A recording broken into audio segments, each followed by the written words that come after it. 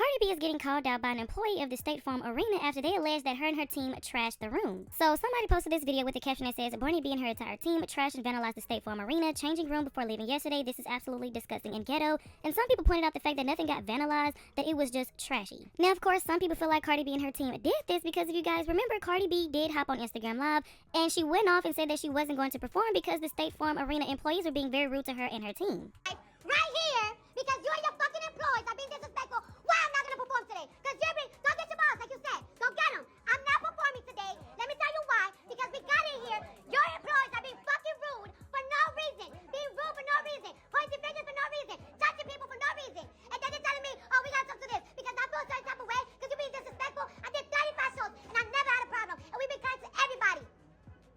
So now I'm leaving. No!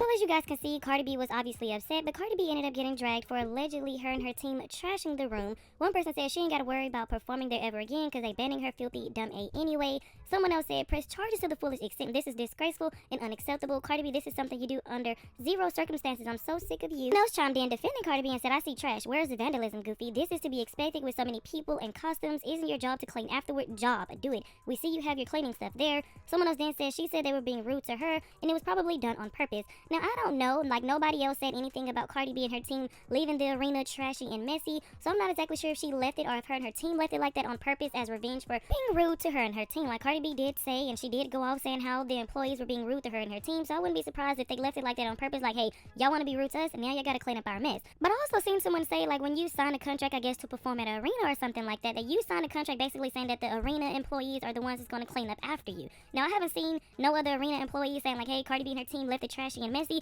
So like I said, I wouldn't be surprised if they left it that way because the employees were being rude to them. But I would like to know you guys' thoughts and opinions on this down in the comment section below. Right now in my life had these past 6 months, like the shift in my life is so good and great right now that I'm scared. Like, I'm scared. I feel like I've been a superstar for a long time. I am a superstar. You know what I'm saying? I'm a worldwide superstar. But I feel like I'm getting bigger. And it's crazy because the feeling that I have now, I probably could have been able to have it 4 or 5 years ago, but I didn't because I was going through something that I didn't realize that I was going through. And now I'm noticing. I noticed, you know what I noticed? That for 3 or 4 years straight, I was depressed. And I didn't know that I was just depressed. I just felt like it's like I'm just living. And I really want to make this very clear because like I don't ever want y'all thinking that I was depressed and I was holding back because of or because of personal problems. I was depressed and having and having deep thoughts of myself. Like not deep thoughts of myself. I was just like I started to get in my head so much because people like social media was getting in my head so much. They made me believe that I'm not who I was supposed to be or where God wanted me to be. And that feeling gets to you so hard, it gets to the point that you're comfortable. Like, yeah, I'm making money, of course. I'm making money, but there's like, but I know I could be more. Like, yes, I'm a superstar, but I know I could be more.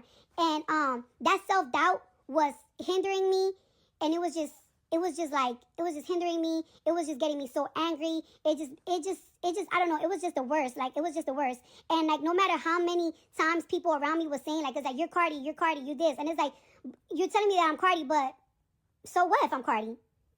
Who the Cardi? Like, whatever. So I just started getting comfortable, and I was getting so comfortable to the point that I have never even accomplished anything that I accomplished, like dissing me and trying me and thinking that they could do what I do, and it's like they can't. So you know, I just feel like there was just this one day that I just woke up and I was like, you know what? I gotta let my fears go. I gotta let my fears go, and that's exactly what I did. And I put out my album, and I never really did a tour before, like a real big tour like this before. And I did it, and this tour has like literally changed my life. Like, it has elevated me to another level in life and success in this industry, in the way that like, it's like, yeah, the people are talking, but the industry is talking. When I'm talking about the industry, I'm not talking about music artists. I'm talking about the people with the money. Like, they just cannot believe that this little, like, it's like, yo, I sold out 32 shows. 32 shows back to back. There hasn't been one show that hasn't been sold out. And it's just like the super stardom is getting so big that it almost kind of scares me because I feel like it's a little bit overwhelming. Like, everywhere I go, it's just like a crowd of people waiting for me. Like, I have buffed up securities in my crib and everything because it's like, all right, like, it's getting like too scary, too potent. And it also makes me feel like it's like, so what's gonna be next? Like, I do want to take a break, but it's like now that I'm in the moment and I'm in the momentum, it's like I feel like, should I take a little break, or should I crank up back up and just work again and everything? But I just really want to tell you at home, you at home, like, bro, I am not a person that is like, don't look at me and think like it's like, yeah, you got up and you could do this and that because you're stronger, you're rich, and you this, you that.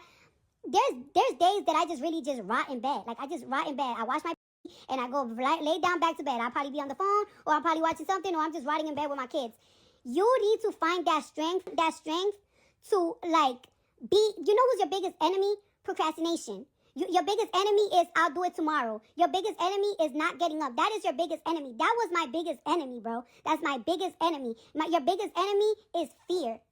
And I have a lot of fears, and if you know me for real, a lot of these artists will tell you that I'm very antisocial. Like, I'm a very awkward person. So I'm not like, don't think that I'm like, some people feel like for example, I'm gonna talk about Patience, right? Patience, she's not antisocial. She's like the ultimate social butterfly. And people that are social butterflies, they get to accomplish so many things because they know how to talk to people. Even if they're different from you. Like, it's hard for me to talk to somebody that I'm different from. Like, it's so hard for me to have a conversation with a rich white man or a rich white woman and stuff like that, because it's like, we ain't grow up doing the same things. I ain't grow up with people like you. She knows how to have a conversation with an Indian representative type. She could talk with anybody.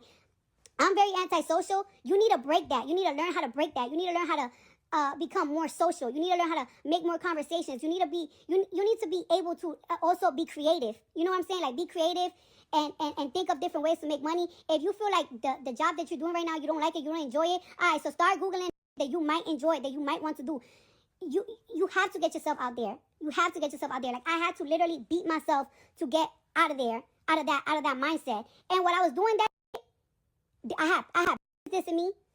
Like, cause y'all might think that I might have it a little bit easier than y'all, which maybe, because you know what I'm saying, like, I do have money. However, it is kind of difficult when there's hundreds of thousands of people telling you that you can't make it. Like, I'm telling you that you can make it, but imagine me, where there's hundreds and thousands of people saying that you can't make it, that you're not good enough, that you can't do this and that. Imagine putting so much thought in your music, putting so much thought in your creativity, and people always try to make it like it's not good enough, it's not good enough, it's not good enough. That has to get in your head. And not only that, like, it's like I have kids, I'm dealing with kids, so I'm one of those people that, like, I care what my family think, and my family is always around me. So when my family is always around me, I feel like I have to give a lot of time to my kids, because I don't want my family judging me. Like, you know what I'm saying? So it's like I have to split myself for my kids and for my job